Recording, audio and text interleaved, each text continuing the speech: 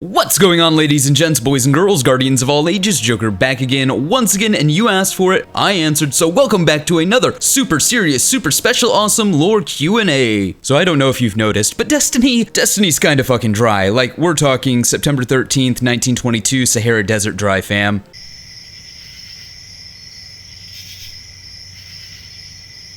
And given that we're still waiting on the DLC that will save Destiny, nay, the DLC that won't just save Destiny as a franchise, but the DLC that will finally make the Rona disappear, unemployment, and world hunger end, the DLC that will make the ice caps stop melting instantly, the DLC that will compel Elon Musk to make Mars great again, the DLC that will usher in the new golden age of humanity, or, something like that, if the proselytizing of the Destiny fanboys are to be believed. And I mean, when have Destiny fanboys ever been wrong about anything? But since this world redefining DLC has not yet released and won't for some time, well, we have some time on our hands. You know, until the ascension of the human species. So I figured, why not answer your deep, dark, dank Destiny lore questions? I mean, what's the worst that could happen? Silence fills the empty grave now that I have gone. But my mind is not at rest, for questions linger on. I will ask, and you will answer. All right. Shoot. Oops, wrong game. I've been, playing a lot of Halo lately. I don't even have time to explain why I don't have time to explain. Fuck it, close enough. Our first question comes from Fuchs. Did Shaxx eat Mara's box of crayons, or what? Oh dear Lord God, no, why are you fluff and or kitten me right meow? Okay, fine, you know what, this is my life now.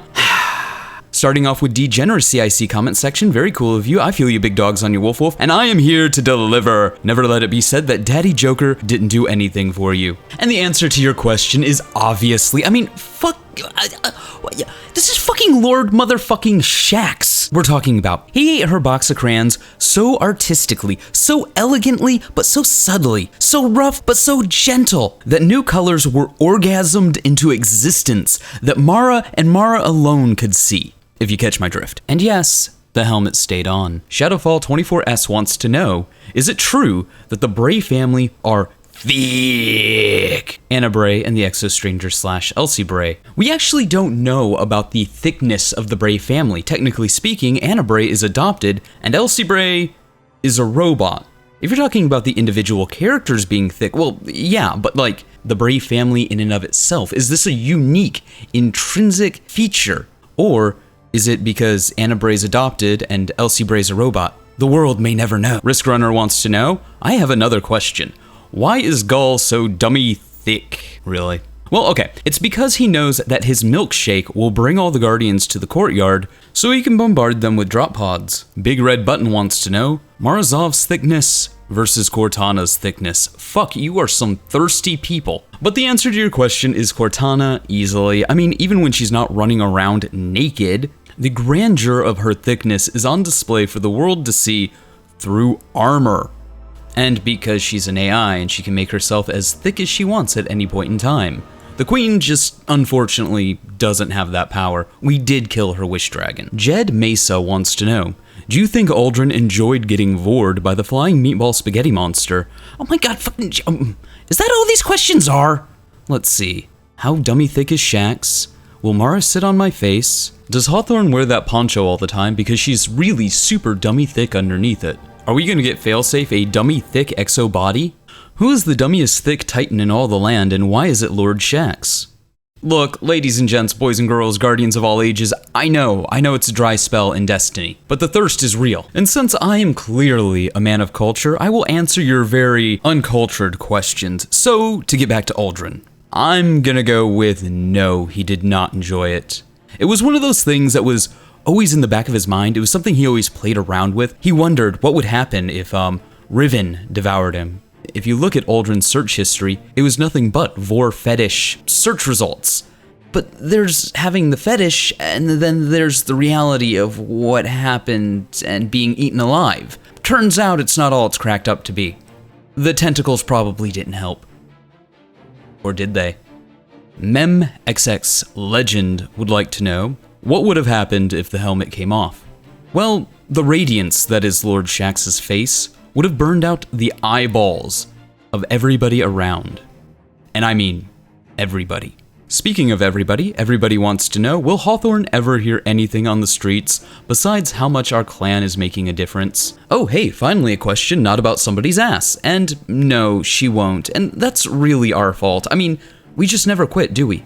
We took out Gaul, woke up the Traveler, and now people in the streets can't help but talk about how much of a badass we are. Brendan Hayuka Bitch Birch wants to know, who DDoSed Rasputin? Well, Brendan, we actually have the archive footage of exactly what happened to Rasputin. And I killed all but one of them. What happened to the last one?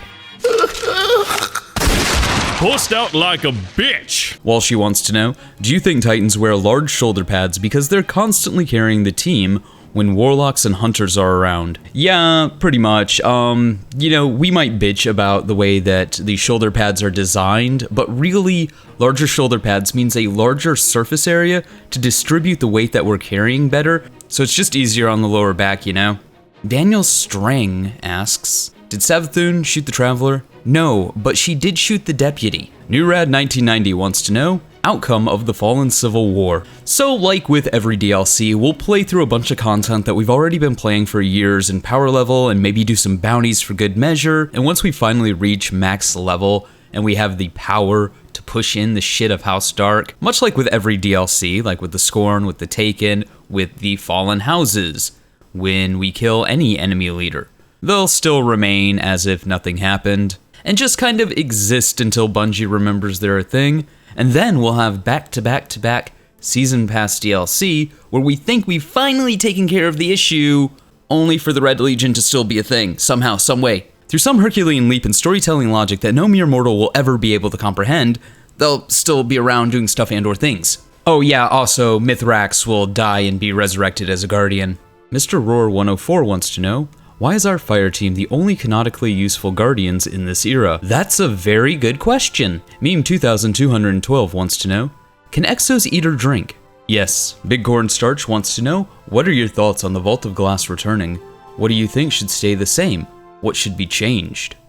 Well, first, I think they should bring the Age of Triumph version of the Vault of Glass forward.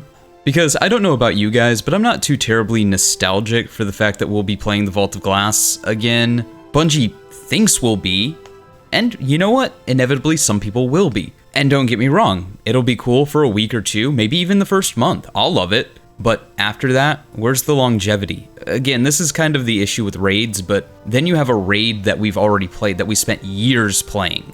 So I don't know if it's going to have the same gut punch that it did when it first came out. One of the things that they can do to sort of help alleviate this dependence on nostalgia is allow people to farm the Vault of Glass the way that people are farming raids right now. This will capitalize on the community, making it more of an event, where you have like streamers and YouTubers running back-to-back-to-back-to-back-to-back raid runs, getting people hyped to play the raid because they can keep infinitely farming it. Oh, and for the love of God, let us push Atheon off the ledge again, and the Templar. And like, let us just push things off ledges, because that's fun. In fact, that should be an achievement. I mean, we're talking about bringing the Vault of Glass back. The only reason you're doing that is to play on nostalgia.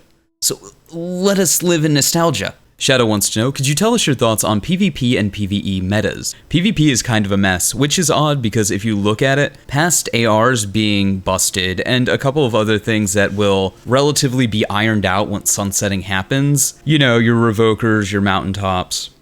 And the fact that on consoles, hand cannons really only need a little bit of tweaking, and I think PvP would actually be in a really good place. You know, this is as opposed to PvP on PC where it's just a shit show with hacking and shit like that. But as far as, say, like, PvE metas, well, it's all going to change in a couple of months, and we really won't know how it changes once we don't have Mountaintop, once we don't have Recluse, once we don't have this, that, and the other. Once we lose all the staples, it's going to go back to, you know, a week or two of trying to find what's broken, and then just going with that. But I also don't think it really matters, because you see people doing these challenges all the time, where it's like, we're using blue armor only to fight raid bosses. So, There's like the most efficient way to do something, and then there's everything else. Matthew Liu wants to know, how is humanity losing with all the tanks, god rolls, guns, exotic gear, and reality-bending supers? Am I missing something here? It's called plot. If humanity wasn't constantly losing, we wouldn't have a game. Is it a lazy plot? Yes. Does it remind me of Dragon Ball Z, where it's like, suddenly, after we beat this bad guy, there's another bad guy in the background that was more powerful all along? Yes. Mr. whatever that is, 98 wants to know, are the pyramids a pyramid scheme? I'm not saying, I'm just saying. If you look at the price of what Destiny is going to be in 2022 with all the expansions since Destiny 2 Year 1 or Destiny 1 Year 1, it's going to be a lot of money. Hell, if we're just going from now until 2022, that's like $240 more. So, yeah, I think it's at least a scheme of some sort. Jir Sanchez wants to know, could Brother Vance be considered a simp? Oh yes, he is a huge simp. He literally built the Osiris Simping Fan Club. I mean, his levels of simping are Osirian. And with that, we come to the conclusion of another super serious, super special, awesome lore Q&A. Not my normal content, I know, but these are fun to do while I'm working on bigger video essay projects. Something to sit back and relax to while the world goes to hell in a handbasket. So I hope you enjoyed. Let me know if you like this sort of content in the comments below. Remember to leave a like, but only if you did. Subscribe for more. Feel free to donate to my Patreon because it allows me to do content like this without worrying about the YouTube algorithm. But above all else, stay frosty.